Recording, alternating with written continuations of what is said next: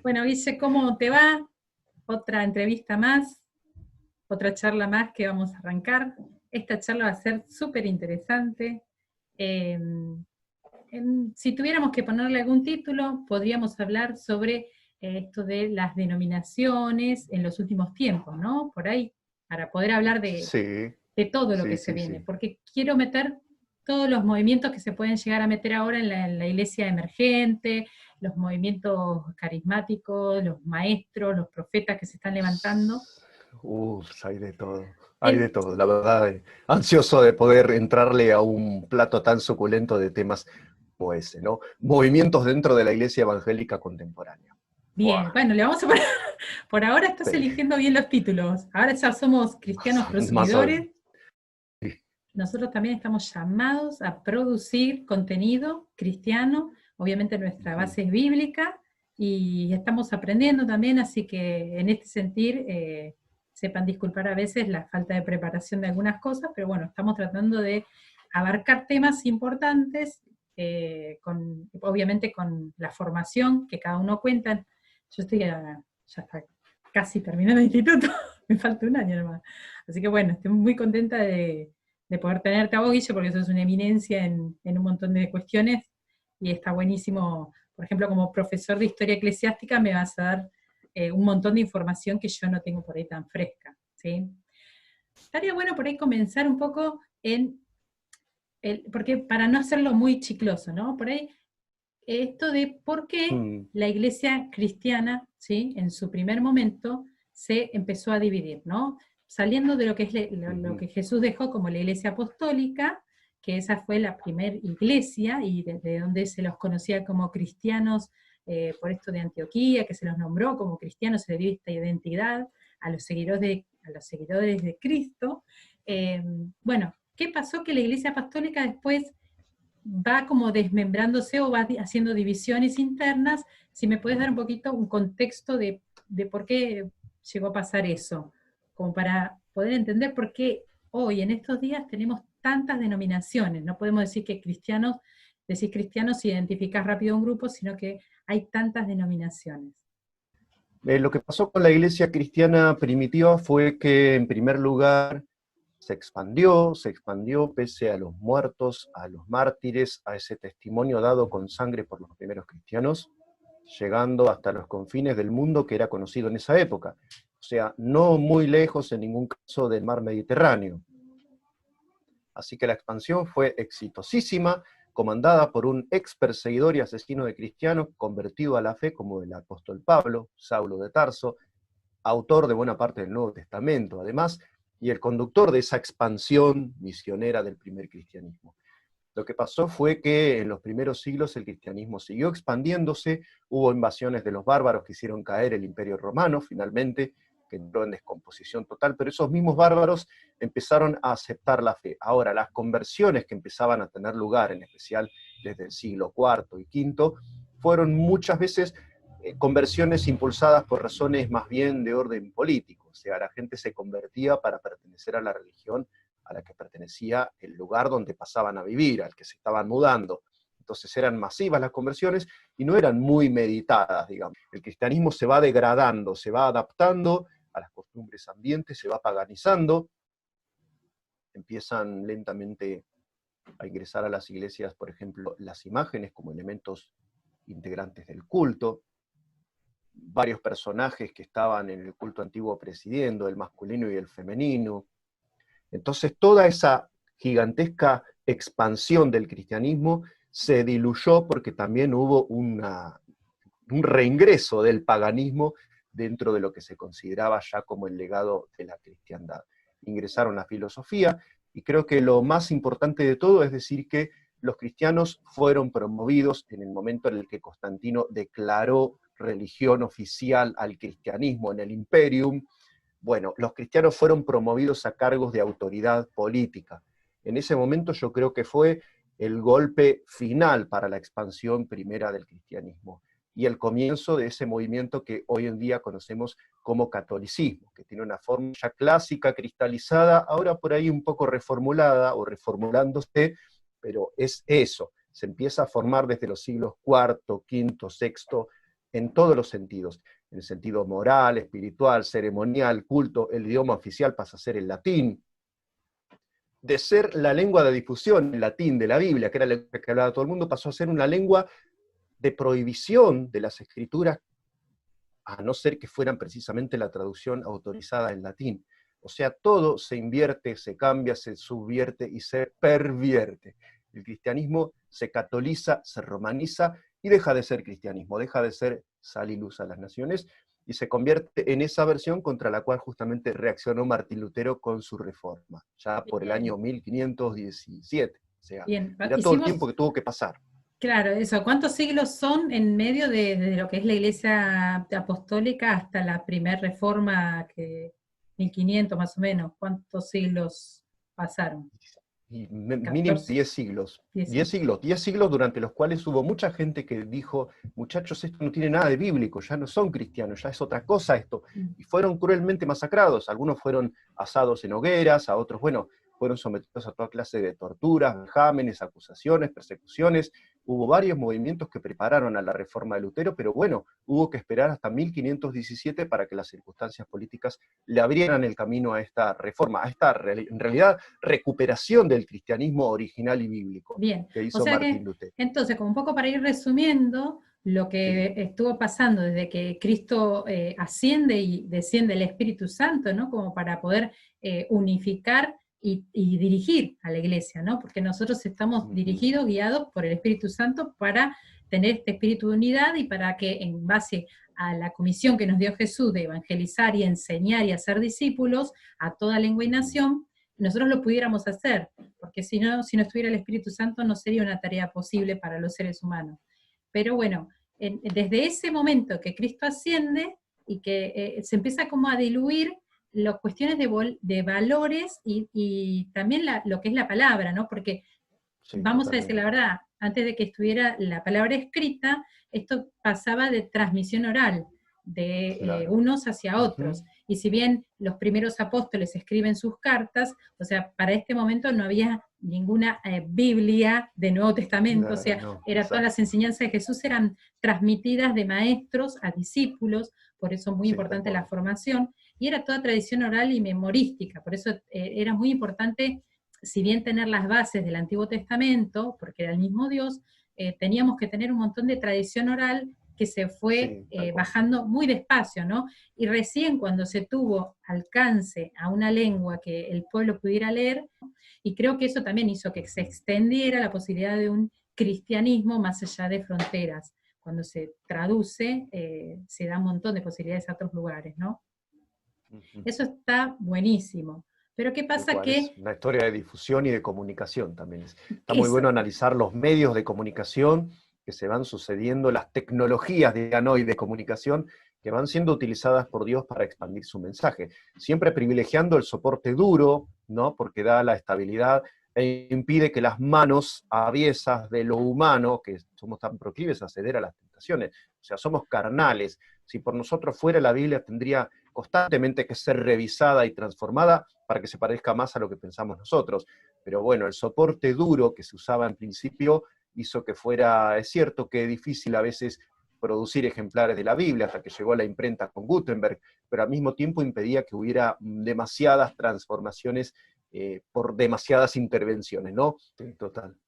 bueno, y entonces a partir de la reforma, lo que se trata, siempre el espíritu de estas personas que pasaron un montón de siglos con un montón de herejías que se estaban tratando de meter y de filosofías, lo que se trata entonces es volver a la Biblia, volver a los valores bíblicos y eliminar y colar por ahí un montón de cosas que no habían sido hasta ese momento eliminadas. Así que dentro de todas sus intenciones, por lo menos principales, fueron todas buenas, Sí, pero total. de pronto empezaron, a partir de la reforma, se empezaron a dividir en un montón eh, los por reforma son un montón de divisiones, ¿no? Sí, es verdad eso. Podemos nombrar rapidito cómo fueron estas divisiones.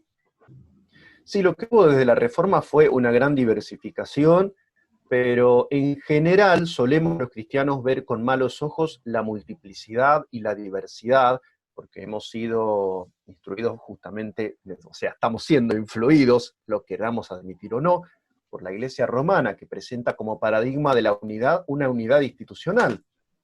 Y en Apocalipsis yo no encuentro una iglesia, sino 7.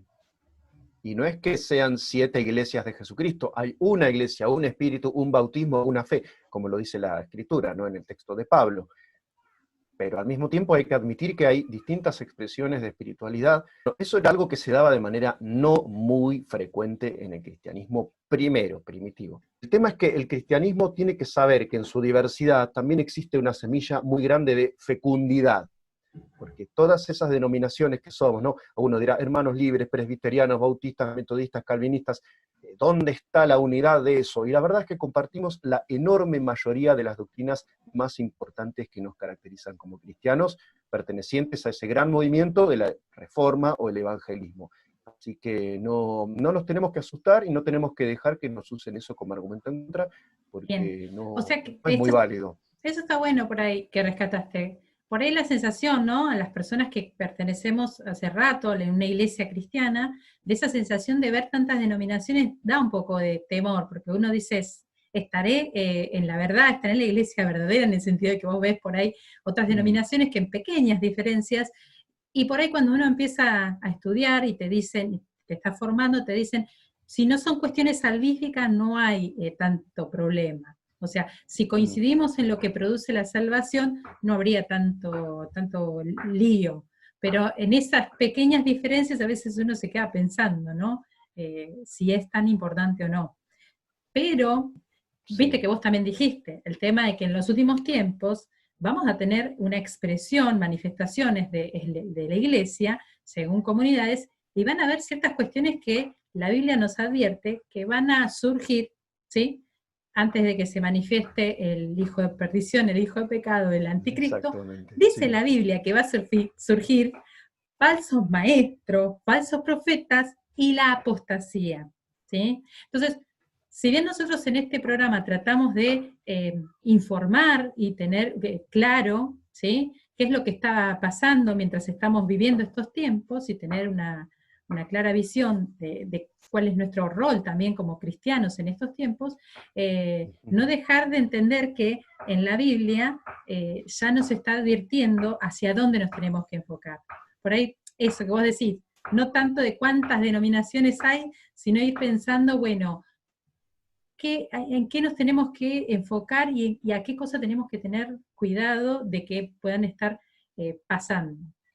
La apostasía, yo quiero que me digas, esto me parece súper importante, que me digas qué se entiende por apostasía, porque la Biblia me dice que esto va a pasar antes de que venga Cristo a buscarnos, así que me parece súper importante. Sí, wow. Es como la señal del fin de los tiempos. Algunos creen que es la abdicación, la abjuración masiva de los cristianos al catolicismo. Hay un movimiento de apostasía internacional que se originó en España y en Argentina, que son gente que va a las facultades a proponerle a la gente que públicamente, frente al arzobispado, las catedrales y las parroquias, renuncien a su fe católica. Eso es un movimiento político que se llama apostasía. Uno puede tomarlo como un signo de los tiempos o no. Yo prefiero no, porque me parece que la apostasía va a ser un fenómeno que nos va a concernir a los cristianos actuales, profesantes, que nos reunimos en iglesias verdaderas. Me parece importante porque en la Biblia nos advierte que estas herejías se van a tratar de introducir encubiertamente. No va a haber tan explícito, ¿ver? Yo soy apóstata. ¿Quién dice que es apóstata? Son herejías encubiertas, o sea, por eso la necesidad de estar viendo qué es lo que se mueve, qué es lo que surge en estos tiempos, porque es encubierto. Y si es encubierto, también otra cosa que nos dice la palabra es que parecía que eran de nosotros, pero no son de nosotros, y que era necesario que se viera para que sepamos que no son de nosotros. ¿Cómo va a ser esta apostasía que tiene que ser específicamente dentro del ámbito cristiano, ¿no? Dentro de las iglesias cristianas? Exactamente, y ahí entra, digamos, nuestro ojo hipotético y nuestra capacidad para interpretar los signos de los tiempos. Yo soy más bien proclive a ver como el signo de la apostasía la formación de una mentalidad ecuménica, más reblandecida, más liberal. Yo lo veo por ese lado. Creo que va a haber una virtualización, digamos así, de las verdades duras de la fe cristiana, como la fe en la infalibilidad de las Escrituras, la salvación a través de los méritos de la cruz de Cristo, la salvación por fe, la necesidad de producir frutos dignos de arrepentimiento. Creo que a eso se va a dirigir específicamente el ataque que se viene, y va a ser un mega ataque, va a ser por todos los frentes, pero va a tener una expresión institucionalizada.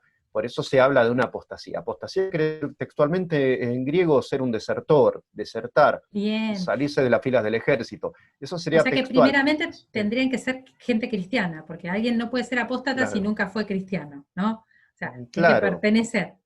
Para decir Pero después niego esto que yo pertenecía, lo niego, o sea, tiene que ser, eso significa apóstata.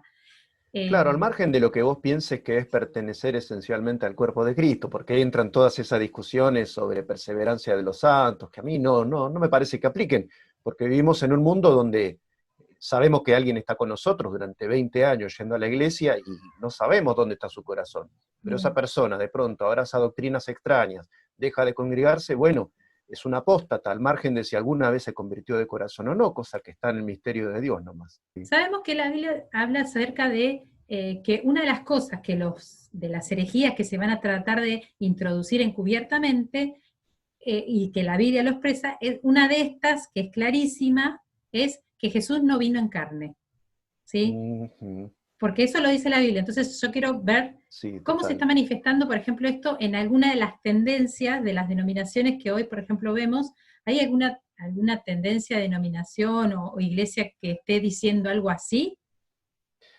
Es una de las tendencias básicas del ser humano incrédulo negar la encarnación de Cristo, porque justamente si hay algo que chocaba la mentalidad antigua, además de llamar Kyrios a Jesús, que quiere decir rey, y que Señor. solo se aplicaba al César en sus tiempos, quiere decir señor exactamente, Mm. pero señor en sentido también de Dueño. rey efectivo, de alguien que tiene autoridad. Mm. Son las tendencias gnósticas especialmente, que son casi el resumen de la mentalidad moderna, porque es una mentalidad racionalista, es una Eso. mentalidad conceptuosa, es una mentalidad según la cual Dios es una idea, Dios es racional, y la carne y el cuerpo son malos y contaminados. Hay gnosticismo por todos lados en todas las ideologías religiosas que vemos. Si tengo que decir un movimiento que exprese esto a la perfección, sería la iglesia ruseliana, llamados popularmente Testigos de Jehová. Bueno, hay varios movimientos que expresan esto, y las corrientes liberales modernas, sin excluir a alguno de los teólogos más famosos, como el que inventó el método hermenéutico, Friedrich Schleiermacher. Para ellos Jesús no es Dios hecho hombre que vino y se dejó colgar en la cruz para pagar nuestros pecados, sino un hombre ejemplar. Dios no puede hacerse hombre, o sea, no entra en la cabeza, por lo tanto se debe descartar. Esa es más o menos la fórmula de un gnóstico o de un moderno, de un racionalista, que en el fondo es más o menos lo mismo. Y ese movimiento es profundamente anticristo, y justamente el Evangelio de Juan fue redactado para refutar esa mentalidad, ¿no? ¿Te acordás cómo empieza?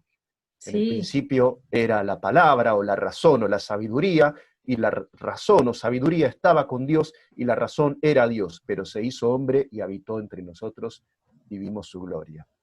Yo, por ejemplo, pensando, ¿no?, en esto que desde el principio, desde la Iglesia Apostólica, algo que se cuestionó mucho a los apóstoles y que generaba todo una tendencia así de posturas en contra de los cristianos, era el tema de la resurrección.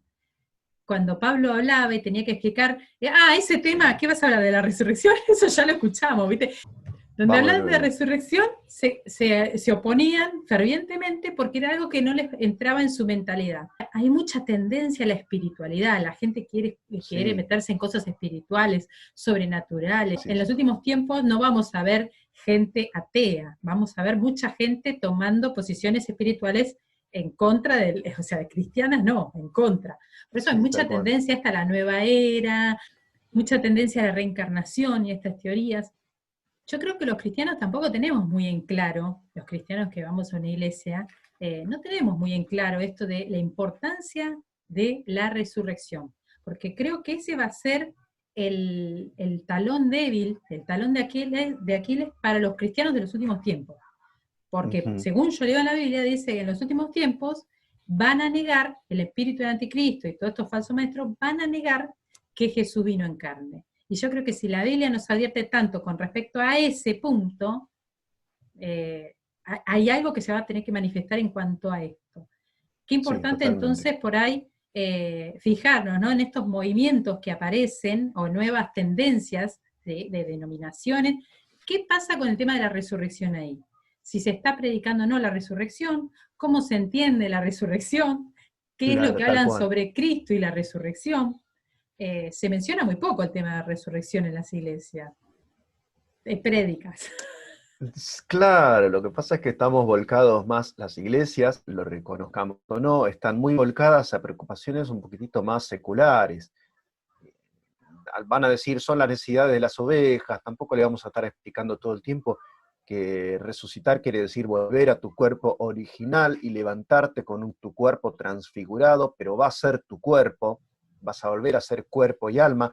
No es que el cuerpo te limita y el alma necesita ser liberada de esa cáscara innecesaria, no, es parte de tu identidad y vas a volver a tener esa identidad en el mundo futuro que va a instaurar Jesús.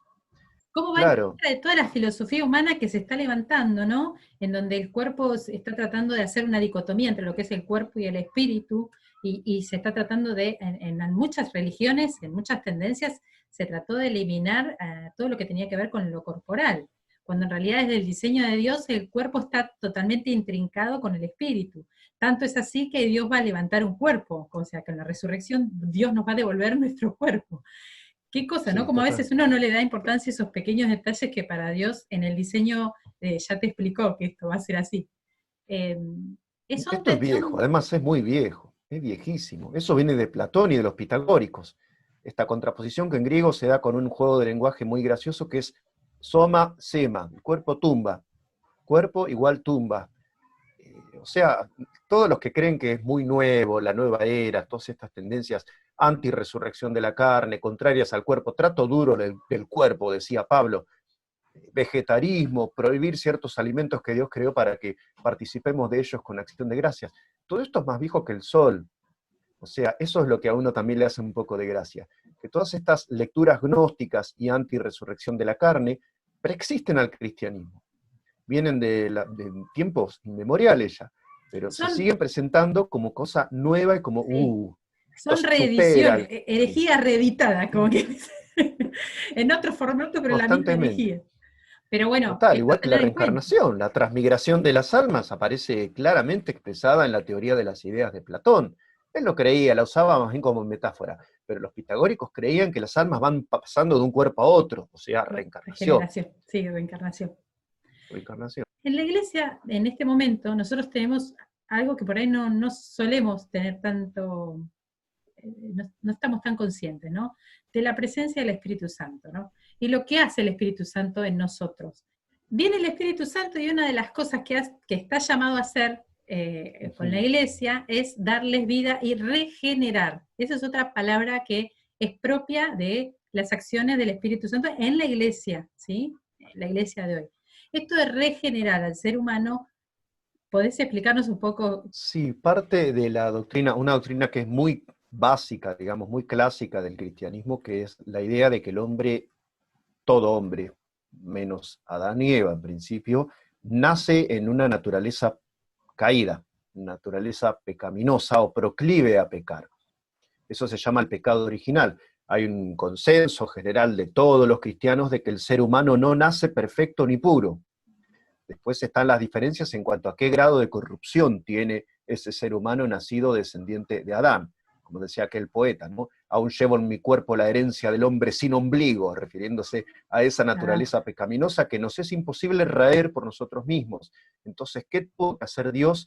En principio fue armando, digamos, sus tratos con el ser humano a partir del pueblo de Israel, enseñándoles la ley que les ponía frente a frente, los confrontaba con su pecaminosidad, para que tomaran conciencia de que necesitaban de algo más. Pero la reforma del ser humano, la transformación, la regeneración solamente la puede posibilitar el contacto viviente con Dios a través del Espíritu Santo. Y eso es justamente el hacerse de nuevo, el ser nueva criatura, como lo dice también la Biblia. nosotros tenemos entonces, como dentro de lo que es estar en una iglesia cristiana, una asistencia que es sobrenatural, que por ahí uno no es tan consciente del poder que tiene en nuestras vidas y de la posibilidad de convertirnos en personas nuevas y estar con poder asumir esa responsabilidad, ¿no?, que Dios nos da como reyes y sacerdotes, como embajadores. No la podríamos hacer de ninguna forma sin esta asistencia que Dios nos provee. Una de las cosas que a mí me genera, me llama la atención, es el tema que en la Biblia dice, no tenían el Espíritu de Cristo, el Espíritu Santo, el Espíritu de Cristo, y que eso se manifestaba en las doctrinas que creían y en las cosas que hacían, ¿sí? Uy. Y cómo podemos detectar si estamos unidos como iglesia cristiana en lo que Dios nos pide que hagamos. Y principalmente si tenemos el mismo espíritu. Por eso la Biblia habla de la unión en el Espíritu Santo, que tenemos Sí, un total. mismo espíritu que es el que nos está guiando. Y creo que en eso, como una vez dijiste en una de las charlas, se manifiestan después los frutos. Pero, primeramente, hay algo que una persona que pertenece a la Iglesia de Cristo que debe tener, que es el Espíritu Santo dentro de uno, Sí. guiándolo y regenerándolo, si no, no habría posibilidad de ser parte de la Iglesia de Cristo. Esto es algo que uno por Totalmente. ahí no tiene muy en cuenta, ¿no? Pero es el papel principal. A veces nosotros estamos como muy conscientes de nuestro protagonismo, ¿no? Y decimos, ¿qué podemos hacer como cristianos en cuanto a la justicia, en cuanto a la sociedad, en cuanto a la política, en cuanto a un montón de cosas? Y no nos damos cuenta que en realidad el protagonista en estos tiempos, antes de que Cristo venga a buscarnos, es el Espíritu Santo. Él es el que está manejando, guiando y sosteniendo la posibilidad de que nosotros tengamos algo para hacer y lo hagamos como a Dios le agrada, ¿no? Así que me parece sumamente importante. Súper. Pero en los últimos tiempos va a haber un espíritu que no es de Cristo, ¿sí? Que no es el Espíritu Santo. Claro, no tenemos un detector de gente que no está en el espíritu, pero por ejemplo los apóstoles se toparon con un hombre que era sumamente proactivo en la primera iglesia, que se ¿Simón llamaba el Mago? Apolos. Ah, pensé que ibas a hablar ¿Es el mismo Simón el Mago y Apolos? No, Simón el Ah, Mago lo que quería era el poder de Dios. comprarles claro, Pero quería bueno, comprar el Espíritu Santo, pero vos Simón fíjate el que Mago. Por eso me, simonismo. esa historia me encanta. A ver, vamos a hablar de eso. ¿Cuál, la de Simón? Sí, esa historia me encanta, ¿por qué? Porque es Sí, una sí, persona que había escuchado el Evangelio, ¿no? Supongamos que a Simón el Mago lo traemos acá, a este pleno sí. siglo. Él escuchó el Uf, Evangelio, se congregaba. una Yo creo que cosa Simón así. el Mago es la persona Sí, perfecta para hacer la analogía con estos tiempos, porque hoy hay sí, muchas con varios personas movimientos. que, claro, que lo que intentan hacer es un poco esto, como que se parecen a nosotros, tienen como esa cosa sobrenatural, Mm, mediática, la empatía, el carisma, lo tienen bien estudiado, tienen todo el merchandising, todo, tienen el mm. salida mediática, y lo Sí, que no total. tienen es justamente lo que nosotros tenemos, que es el Espíritu Santo, y el poder que el Ujú. Espíritu Santo da. Pero por eso me parece que es la analogía perfecta. Yo escuché una señora que decía, te voy a hacer entrar al cielo a punta de dólares. Si eso no es simonismo, no sé de qué, pero bueno. Yo creo que es más fácil hacer lo que hacían los de Berea, esto de supervisar con la palabra, porque la tenemos la palabra, dentro de todo es vagancia nuestra no abrir la palabra y Es buscar. claro, eso que decías vos hoy, que ahora tenemos los 66 libros de la Biblia en nuestras manos. Los En tenemos, o esa sea, época eran unos pergaminos así, cada libro, y unos rollos así. creo que Dios va a demandar según los tiempos, según las posibilidades culturales que tenías en ese momento. Obviamente que si vos sos una persona alfabetizada, que tenés la posibilidad de tener en tus manos una Biblia, de poder comprarla, de poder leerla, me parece que no vas a tener justificación posible para no conocerla, como cristiano, ¿no? Sí. Eh, entonces, bueno, vamos a empezar un poco con una analogía que tiene que ver con una persona que en este momento me parece Ujú. súper representativa de lo que puede llegar a estar pasando ahora como movimientos emergentes, ¿no? Dentro de lo que es Sí, el cristianismo y esas ideas. Uno es Simón el Mago, ¿sí? sí, total. Dice la Biblia que en Hechos 8, los primeros, mientras estaban Pablo persiguiendo a la iglesia, habían en Samaria, estaba predicando Felipe, y había un hombre que dice que la gente lo escuchaba, pero había un hombre llamado Simón que antes ejercía la magia en aquella ciudad, en Samaria. Fíjate a qué se Ujú. dedicaba, ¿no? Y había engañado a la gente de Samaria, tenía influencia y había llegado a su logro. haciéndose pasar por algún grande, la fama. Mm. Y le estaban atentos, o sea, tenía su público y su público vigente. Si en ese momento se reunían en las casas donde se reunieran, él se iba a un Sí. lugar y la gente se le amontonaba, era mediático a full. Tenía carisma, Eh, dirían hoy, ¿no? Tenía carisma, claro. Y fíjate qué decía, porque en la Biblia dice hasta del más chiquito al más grande, o sea, traía niños y grandes, o sea, no tenía una Mm, mentalidad solamente para hablarle a los adultos nomás, tenía ese carisma que a tanto a jóvenes como adultos les impregnaba, ¿sí? ujú. Eh, y esto es lo que me sorprende, porque él no decía, miren la magia que hago, lo sobrenatural de parte mía, no, decía, este es el gran poder de Dios. O Ay, sea, si Dios. hoy tuviéramos que ver un movimiento Ah, emergente, bueno.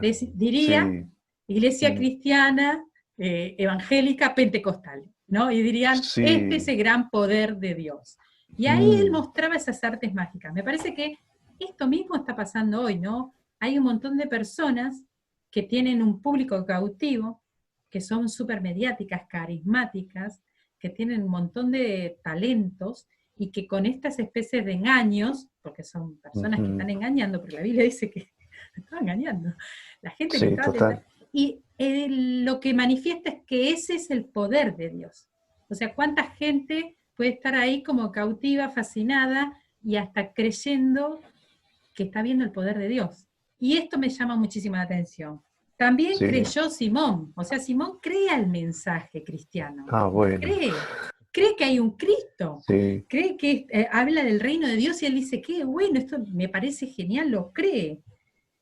¿Qué pasó con sus anteriores creencias? ¿No? Como que él no las eliminó, las mantuvo al mismo nivel, porque Sí, creía una claro. cosa, pero al mismo tiempo no dejó de ser el mago y de tener eso como algo valorado, como creencia valorada.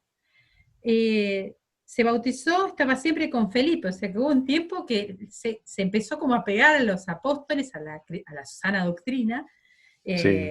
estaba siempre viendo las señales y grandes milagros que hacían, estaba atónito, eso le impactó. Cuando vio Simón que por la imposición de las manos se daba el Espíritu Santo, les ofreció dinero. Creo que esto es una de las cosas que hoy está pasando, Sí, que ven total. el poder del Espíritu Santo manifestándose en la iglesia cristiana y se quieren parecer a nosotros. Yo creo que no es que nos están ofreciendo dinero como pasó en ese momento, pero sí Mm. tienen estrategias engañosas en donde la gente ofrece su dinero pensando Sí. que el poder de Dios va a venir a sus vidas por cuánto uno puede darle a esa iglesia, ¿no? Está Sí, complicadísimo eso. totalmente. Sí, ¿Cómo total. se viene? Es toda una generación de Simón el Mago, digamos, de Tenemos, gente que quiere tener el poder y que dice, bueno, si hay que poner algo, ponemos, y van y depositan y depositan y depositan porque no entendieron que la cuestión es gratis y que es por fe, y que es el regalo inmenso que posibilitó que Cristo muriera por nosotros en la cruz. Entonces tenés toda una generación simoníaca detrás de eso, de iglesias que son sumamente multitudinarias y atrayentes, que están expandidas sobre todo en Occidente, pero bueno, no, ni siquiera hace falta identificarlas mucho porque todos sabemos de qué lado va la cosa. se vienen movimientos con un montón de gente que son crecimiento, mucha gente ahí, pero también está el tema de que hay mucha habladuría con respecto a la plata, ¿no? Esto del Evangelio de la Ujú, Prosperidad, que le dicen a las personas, que de hecho ujú. sin entrar en las sectas, que nosotros llamamos sectas porque es evidente que ahí no está ni la palabra de Dios, ni el Espíritu Santo, pero sí se les pide plata y un diezmo con una cantidad de plata y se les dice que por tanta cantidad de plata va a pasar tal cantidad de milagros. Eso ya es súper evidente que es un engaño. Pero en la iglesia Sí, cristiana a veces surgen estos discursos, ¿no? Les sí, prometen una vida en donde van a tener todo lo que necesitan, una casa, un auto, no sé, todos los bienes materiales que se puede llegar a imaginar que van a estar cómodos. Es un discurso bastante actual, este de Simón el Mago. Me sí, parece como absolutamente, súper actual. totalmente, sí, muy, Y fíjate cómo lamentablemente lo que sí. está de fondo, que hace la gran diferencia y es la que no tenemos tanta conciencia, era el poder del Espíritu Santo, que es lo que ellos no pueden. Ellos pueden imitar, los que son engañadores, los falsos maestros o los falsos profetas, van a poder imitar un montón de cosas, pero no van a poder imitar el poder de Dios, el poder del Espíritu Santo, van a poder leer la misma Biblia. Te van a poder, bueno, obviamente la manipulan para donde les conviene. Van a poder leer la misma Biblia, por ahí la misma Reina Valera, la misma versión que vos tenés en el mismo idioma, van a usar los mismos textos, pero después, aunque lo saquen de contexto, van a usar la misma Biblia. Pero ¿qué pasa con el poder de Dios? Ahí es donde no hay posibilidad de imitar ni lo que el Espíritu Santo hace en cada persona, ¿no? Esto de la regeneración. Claro, el efecto moral es lo que no puede imitar. Ellos pueden hacer milagros, viste que Simón el mago, justamente, hace señales. Cuando venga el anticristo, ¿qué va a hacer? Señales, prodigios, milagros, Mentirosos. que van a llevar, claro, que van a llevar a glorificarlo a él y a Satanás, pero van a hacer milagros. O sea, se viene un gran revival espiritual y hay que prepararse para eso. Si vos pensás que lo distintivo de los cristianos es hacer milagros, no es lo distintivo es el gran milagro, como decías vos, de las vidas regeneradas y transformadas a imagen de Jesús. Por eso decía Jesús, no te pierdas tanto de discutir o ver doctrinas, fíjate los frutos, fíjate qué clase de moralidad tiene la persona. Bueno, ese sería como mi resumen en cuanto a eso. Pero hay que prepararse para un gran revival espiritual que va a venir junto con esa gran apostasía.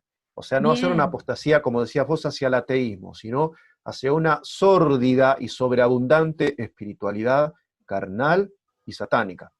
Que eso es lo que estamos viendo hoy, que lo que se viene con los nuevos movimientos y estas iglesias emergentes que aparecen, desvirtúan la parte moral.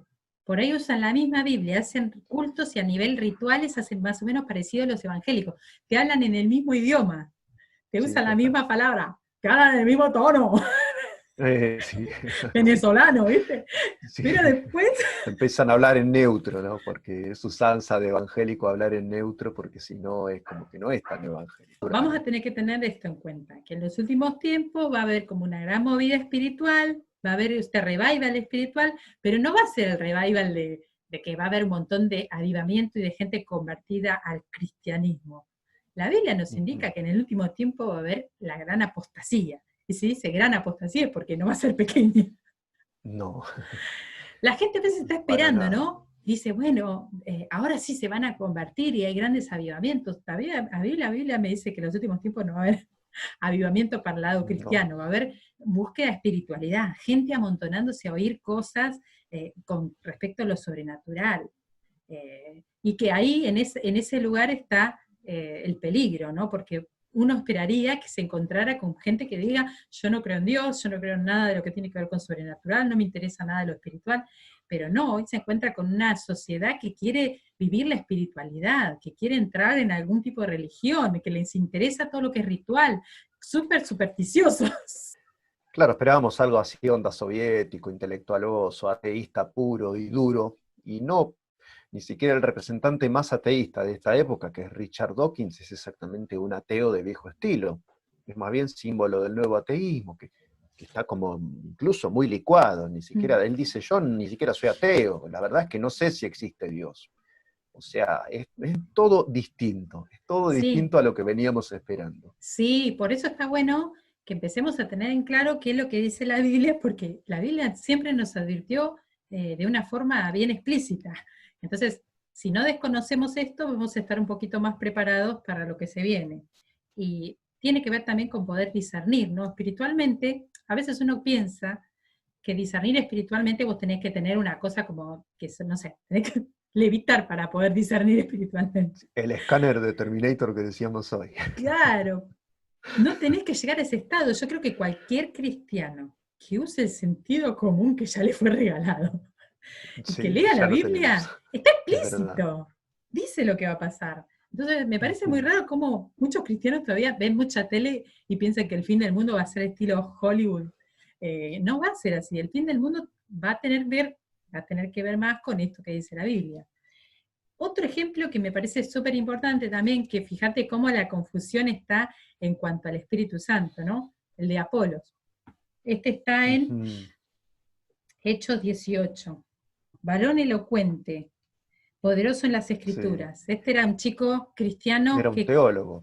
Sí, era un apologeta, sí, estaba oh, bien, sí. porque poderoso, Apologeta, claro, sí, exacto. Apolos jeta, Sí, pero es verdad. ponía la jeta, Apolo. Sí, viene de ahí, creo. Pero sí, era exactamente eso, era un apologeta puro y duro este.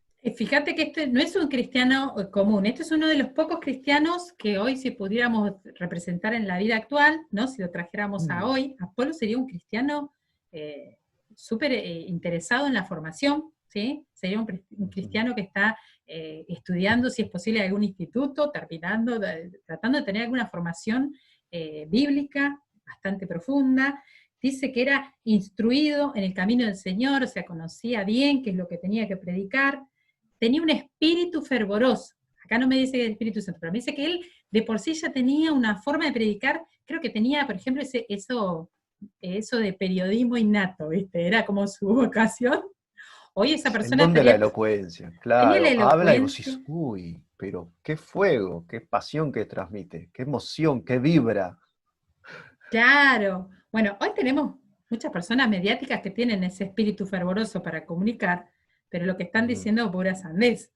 Pero en este caso, este Apolo tenía un espíritu fervoroso, hablaba y enseñaba diligentemente lo concerniente al Señor, y solamente conocía el bautismo de Juan. Una de las cosas que solamente la Biblia nos llama la atención es que si bien tenía todas las características de un cristiano copado, un cristiano a full, Ujú. estudioso, Proactivo, claro. diligente, proactivo, Sí, era, activismo, él era prosumidor, esa la tenía. prosumidor, Sí. pero le faltaba algo que pareciera que, o sea, que pareciera que hasta, por ejemplo, puede pasar hoy que en las iglesias cristianas hay muchos cristianos apolos, o sea, que ya tienen tienen la enseñanza, tienen hasta un ministerio en el cual se están haciendo algo para el Señor, en alguna obra, están en algún lugar enseñando, pueden estar sirviendo, hasta evangelizando, Ujú. pero le faltaba algo que la Biblia acá nos dice que es sumamente importante para un cristiano y era el bautismo, que no lo conocía. Bueno, hablaba con denuedo y dice que Priscila y Aquila lo tomaron aparte y le expusieron más claramente el camino del Señor. O sea que había cierta cuestión que tanto Priscila y Aquila se dieron cuenta de que le estaba errando un poquito. Sí. Hay algo que no estaba enseñando muy bien, porque dice que lo llamaron aparte con mucho amor, como decías vos, con mucho respeto, porque estaba haciendo la cosa bien, pero le expusieron más claramente. Y esto me encanta, porque también adentro de la iglesia hay hermanos que se dan cuenta del talento de uno y dicen, bueno, le está pifiando ahí, lo corrigen en privado, pero le dicen, más bien, así lo que sí, pero no, por ese lado te estabas equivocando, ¿viste? A mí me encanta que me corrijan en ese sentido, porque la verdad que yo me siento un poco Apolo, ¿sabes? Porque con gran vehemencia refutaba públicamente a los judíos, me encanta, demostrando por las escrituras que Jesús era el Cristo. Estaba haciendo una obra evangelística en ese momento sumamente completa porque estaba en contra de las personas que se levantaban en contra de Cristo y de la sana doctrina, y estaba haciendo todo perfecto. Me encantó. Estando en Apolos en Corintios, Pablo, después de recorrer las regiones, recibiste el Espíritu Santo, y ellos le dijeron, ni siquiera hemos oído si hay Espíritu Santo. ¿Qué pasó? ¿Qué estaba haciendo Priscila y Aquila? ¿Qué estaban hablando? No le predicaron nada. Qué loco, ¿no? Esto, porque creo que es una de las cosas que tampoco se habla mucho hoy en la iglesia, ¿no? Vamos a ser Ujú. verídicos. ¿Se habla de Cristo? Se habla de Cristo. ¿Se habla del Sí. poder y de la salvación en Cristo? Sí. Pero del Ujú. gran, del gran ayudador, de nuestra guía, de nuestra fuerza, del que nos convence, nadie te habla mucho. Importante Sí. la historia de Apolos, porque también nos representa un poco el tipo de cristiano que hoy puede estar surgiendo, ¿sí? En las iglesias cristianas que están formados, que está ejerciendo por ahí un ministerio, que está haciendo alguna obra, pero que le falta algo que es justamente el bautismo en el Espíritu Santo. Eh, sin ser muy difícil, ¿cómo se podría explicar esto de forma fácil, ¿no? Lo que sería el bautismo del Espíritu Santo hoy en la iglesia cristiana. Sí, cuando una persona cree en Jesucristo, no lo hace por sí misma, no es que creer es la afirmación intelectual meramente, sino que es un don de Dios. O sea, presuponemos por lo que dice Pablo en Efesios, que por gracia de Dios creemos en Jesucristo y esa es la fe salvadora. Por lo tanto, ahí estuvo en nuestro interior y está con nosotros desde que creemos en Jesús el Espíritu Santo. Ahora bien, eso no es lo mismo que el bautismo o el ser lleno del Espíritu Santo. Esto último es como la capacitación por excelencia para cumplir el servicio a Dios, y esto no todos lo tienen. Esto sí se expresa muchas veces, si bien no siempre, en forma de dones sobrenaturales, como estos que cuenta acá de hablar en lenguas diferentes, todo eso, que hoy en día, por causa de los simones magos que andan dando vueltas por ahí, está un poco en descrédito, pero no hay que olvidarse que esta es una promesa de Dios, y es una herramienta de Dios, y es Dios mismo dándonos esa capacitación extra para que podamos cumplir el ministerio. O sea, con nuestra fuerza lo vamos a hacer bastante bien, como Apolos, pero es una ayuda extra, es el ayudador, ese paracletos que decía Jesús, ¿no? Ese abogado, ese ayudador, ese consuelo que tenemos por dentro, que es el Espíritu Santo, que aún en circunstancias por ahí muy dramáticas, donde nuestra razón natural no nos permite ver la salida del túnel, por ejemplo, va a estar el Espíritu Santo dándonos su gozo sobrenatural y su consuelo. Esto era lo que no tenía precisamente Apolos. Él no sabía que eso era algo que le faltaba. Es difícil percibir cuando algo nos falta, porque en general creemos que tenemos todo lo necesario, pero hasta que alguien nos dice, no, mirá, te está faltando esto otro, o a veces nos vemos confrontados duramente por realidades que nos muestran que nos falta algo. Pero en el caso del Espíritu Santo, Dios nos dice, es necesario que tengan la llenura del Espíritu Santo. Ese es el poder de lo alto que Jesús le prometió a sus discípulos, que sin duda ya tenían el Espíritu Santo, pero que debían esperar y orar y clamar juntos, unánimes, hasta que bajara el bautismo, la llenura del Espíritu Santo. Y bueno, tengo que decir, esto es franqueza total y absoluta. Muchos de mis amigos que conozco de las redes sociales no creen en el bautismo de Espíritu Santo y no lo buscan. Tienen un montón de razones doctrinales, teológicas, esto, aquello y lo otro, pero la realidad es que no quieren buscar el bautismo de Espíritu Santo, y hay que decirles que son mancos, que son rengos, que les está faltando algo que Dios quiere que esté en nosotros, y que es lo que ayuda a que la iglesia brille entre las naciones. Y por eso Cristo le dijo a los propios apóstoles que debían ser llenos del Espíritu Santo. Es algo, para mí, para el servicio pleno a Dios, absolutamente indispensable. Es fundamental esto, pero sin embargo, ¿cómo yo a veces veo, suponer, cristianos sin el bautismo en el Espíritu Santo hay por todos lados, ¿sí? En todas las Sí, iglesias. total. Eso no significa que no se salven. Eso es lo que yo te decía al principio. ¿No es Claro, una sí, cuestión total. salvífica? No.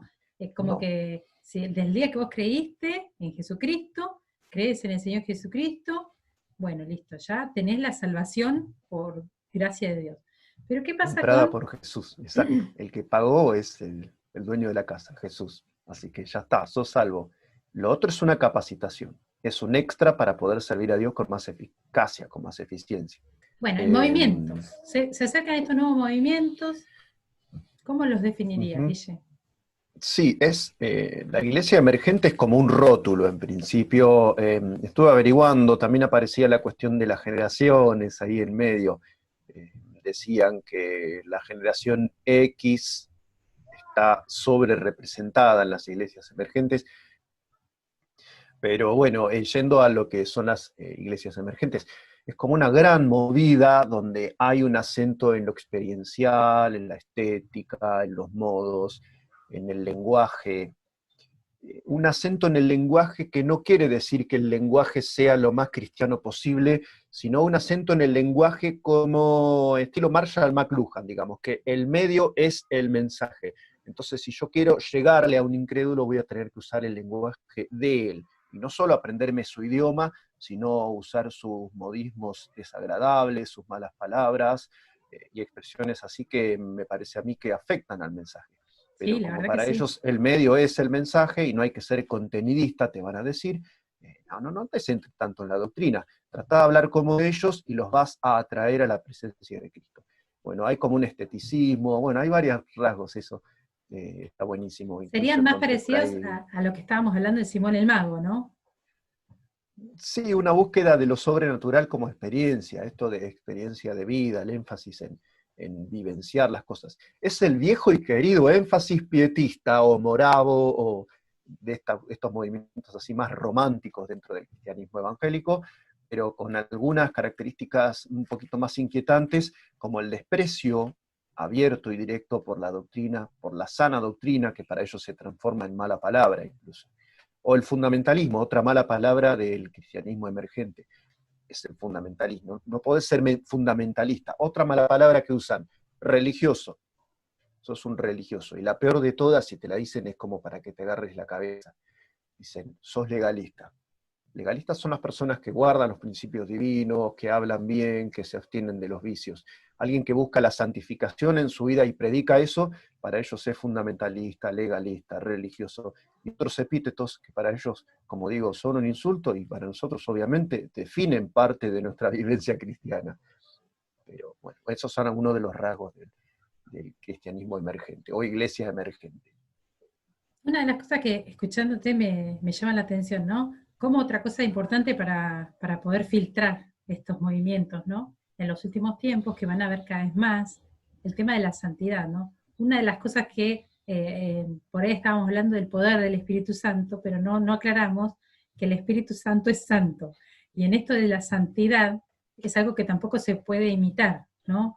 Hay muchos movimientos de esto de, por ejemplo, los monasterios, de que la persona confunden esto, ¿no? De la santidad con el no, esto de castigar el cuerpo.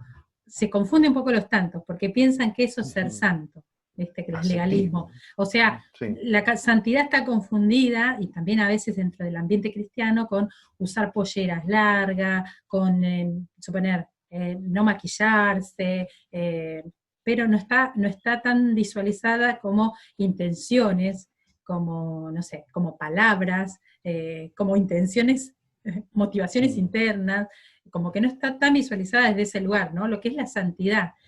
Eso creo que va a ser también un filtro para colar, para que en ese momento se puede ver la santidad en las personas. Viste que dice la Biblia, por los frutos lo conoceréis. Yo no puedo detectar quién tiene el bautismo en el Espíritu Santo, ¿no? Pero puedo detectar la santidad, que es algo que solamente el Espíritu Santo lo puede hacer en una persona. Claro, sí y no. En realidad hay que seguir a la persona en su trayectoria de vida para saber si es un santo o no. Pero, digamos, no tenemos que remitirnos, como decías recién, un poco creo que enfilabas para ese lado, a las señales exteriores. O sea, no se trata de usar una túnica o lo que sea para demostrar santidad exterior, pero tampoco se puede decir que la santidad excluya un filtro a nuestra manera exterior de presentarnos en nuestra sociedad. Cada sociedad tiene sus códigos, obviamente. En alguna república centroafricana la gente usa el torso desnudo y un predicador, un misionero no tiene que ir a decir arrepiéntanse de usar el torso desnudo, sino que les tiene que llevar el mensaje de salvación y ellos en su codificación de vestimentas, modismos, etcétera, van a ir mostrando los frutos de su arrepentimiento. Quizá no occidentalizándose, cosa que nos va a chocar en principio, pero contra eso también tiene que lidiar el cristiano. Ahora bien, en nuestra sociedad occidental, creo que la santidad no es que vaya acompañada de un determinado estilo de vestimenta, como si fuera, no sé, usar suéter es más santo que usar remera o algo así, ¿no? En ese estilo. O antes, no usar camisa y corbata es más santo que usar remera y, no sé, bermudas.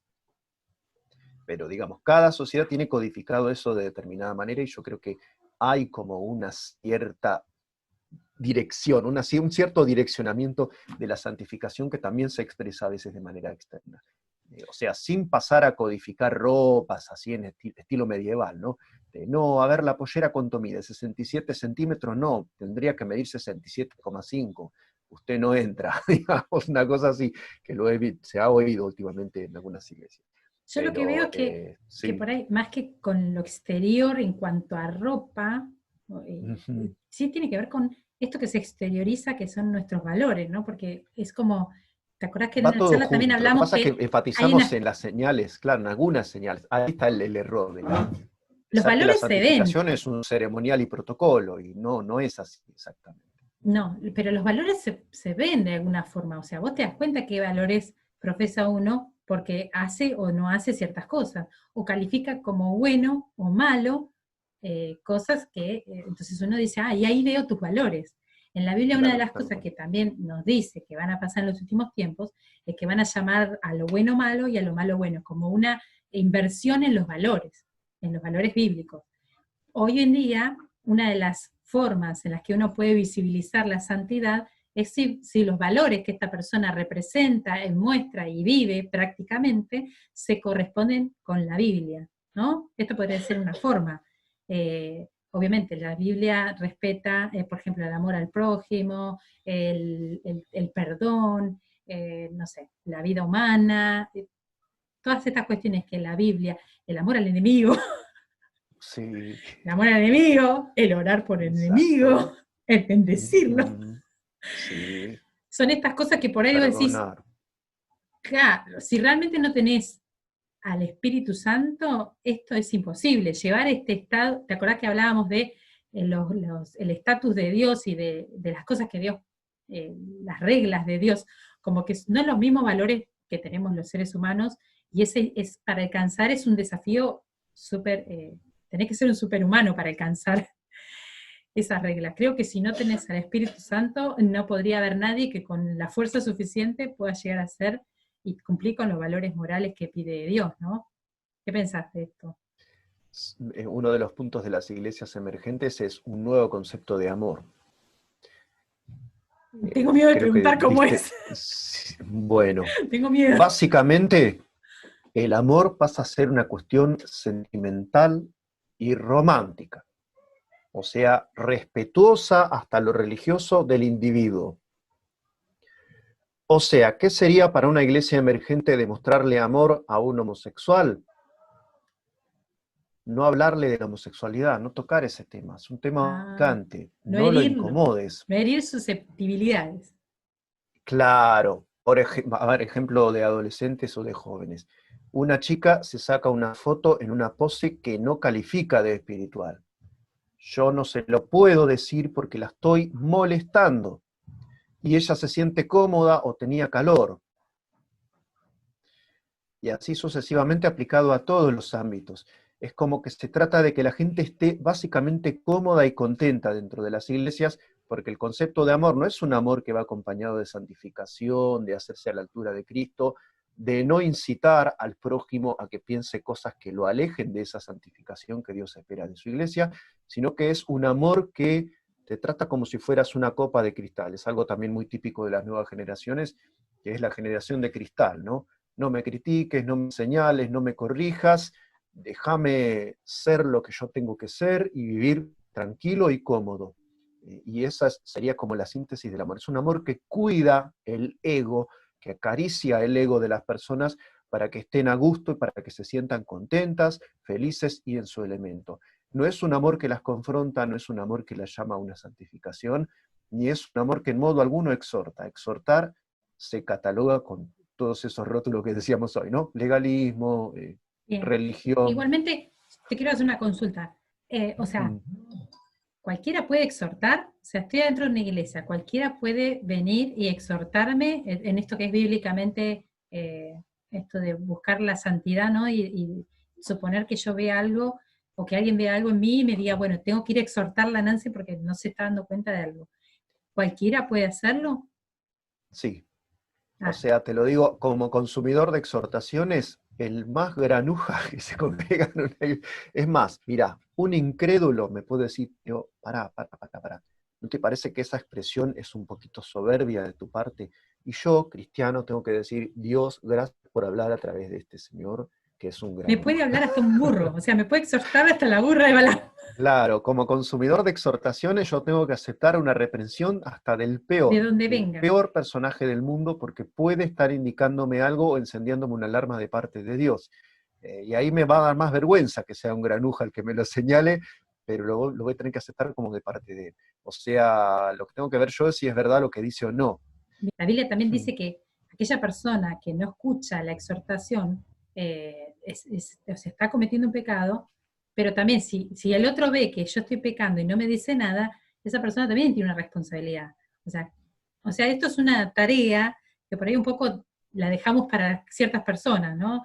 Bueno, si no se Sí, lo es dice verdad. tal o si no se lo dice su líder, yo no le voy a decir nada. Cuando en realidad si uno tiene un poco de conciencia de que ahí nos está manifestando la santidad del Espíritu Santo, uno podría ir con mucho amor y mucho respeto y decirle al hermano, te estás equivocando, ¿no? O mostrarle de parte de Dios que eso que está haciendo está mal. El deber del exhortador es estar a la altura de lo que está reclamando, digamos, pero eso ya Exactamente, es otra cosa, como esto de quitar la paja del ojo ajeno y no te sacas la viga que tenés en el tuyo, pero eso es la responsabilidad del exhortador, digamos. Ahí lo que Jesús nos dice es, cuidado de estar bien en orden si te vas a dedicar a corregir a la demás gente, porque eso además va exactamente. a afinar tu visión para, ojo, no dice, no quites la paja, saca la viga y después déjalo con su paja en el ojo, no, verás mejor para poder quitar la paja del ojo de tu hermano. O Bien. sea que el trabajo de exhortación sigue estando vigente, solo que primero hay que solucionarlo de casa. Creo que una de las cosas importantes, ¿no?, que el Espíritu Santo va a hacer en los cristianos, y más que nada en la iglesia de los últimos tiempos, es que se pueda seguir formando Cristo en nosotros, que eso a veces uno se pierde de vista, porque uno dice, yo voy a ser santo, y se imaginan al modelo de tal persona, cuando en realidad la santidad y el nivel y las reglas y hasta la altura donde tenemos que llegar es un nivel que solamente con el poder de Dios podemos lograr, si no, no habría forma de llegar a esa altura, ¿no? Pero en los últimos No. tiempos por ahí tener ese tipo de visión, ¿no?, de que nos tenemos que estar formando a la altura de Cristo. O sea que el día que venga Cristo a buscarnos, tenemos que estar creciendo para llegar a ese nivel. No dejar que nos embatan ni filosofías, ni por ahí enfoques, ni motivaciones que no hagan que crezca la persona de Cristo en nosotras. Ujú. Hay que tener cuidado. Estos movimientos emergentes te Sí, pueden prometer muchas totalmente. cosas. Te pueden prometer la fama, te pueden prometer la prosperidad, te pueden prometer lo sobrenatural y experiencias sobrenaturales. Lo que no pueden imitar va a ser el poder que tiene el Espíritu Santo en nosotros, que es esto de formar a Cristo en nosotros, tener ese carácter, esos valores y el poder de Dios. Eso es algo que no van a poder imitar. Y sobre eso vamos a tener que estar prestando mucha atención. Sumamente. No sé si viste esa nota irónica, por supuesto, que hace Will Graham sobre los 30 mandamientos para ser un cristiano emergente. Sí, la vi, la vi. Lo recomiendo calurosamente a todos los que están escuchando del otro lado, porque están todos los énfasis de los nuevos movimientos dentro de las iglesias. O sea, esto es lo quizá un poquitito insidioso de esta nueva movida, porque no es una nueva iglesia, no es que se llama Iglesia Emergente de, no sé, Berazategui. Es una movida, es una estética, es un modus de vivir la fe que está conquistando cada vez más jóvenes. Puedo decir sin ningún tipo de freno que, por ejemplo, la iglesia Hillsong en Australia es un ejemplo prácticamente perfecto, sobre todo en la filial que tienen en Nueva York, Estados Unidos.